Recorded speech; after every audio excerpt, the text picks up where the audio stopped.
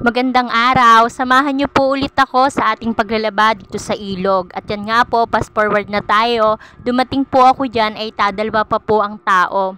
At yan nga po, may isa tayong mabait na kasama. Ayan nga, at kinuha niya na agad yung comforter ko at binabara niya po agad ng Clorox. Sabi niya po kasi ay habang ako ay nagkukusot, mas maigi daw po yun na maibabad ko na dyan para daw po mahaghag na yung pagkadumi.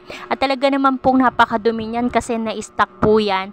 Matagal po yung hindi nalabhan, kaya nga po nilabhan ko na para nga malapit na ata ang tag-ulan, kaya inuna ko na po. At yan nga po, fast forward na tayo, natapos na yan pong mga kumot ko dyang mga nilabhan ay iniwan ko na po yun kinda inay, doon na po sinampay kasi dito po sa amin ay wala pong sampayang malawak at talaga naman pong hirap ang sampayan, puro di-hanger lang po ang pwede dito.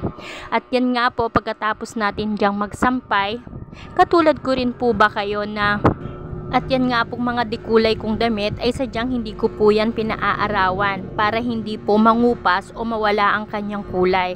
Kaya dyan lang po yan sa may bubong. At pagkatapos po natin gumawa, magsampay, naisipan po natin na gumawa tayo ng Guyabani juice para po panlaban natin sa sobrang init. Kasi po nakaahon ako dyan ay 12 something, natapos po ako sa sasampay alauna na pong mahigit, kaya sobra po ang init.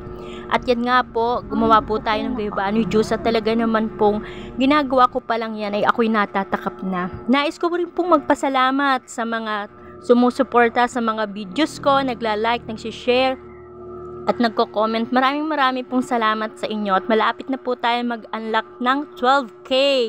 Marami pong salamat sa pagtitiwala at pagsubaybay sa aking mga video na minsan na kahit ako ay natatawa na rin sa aking mga ginagawa.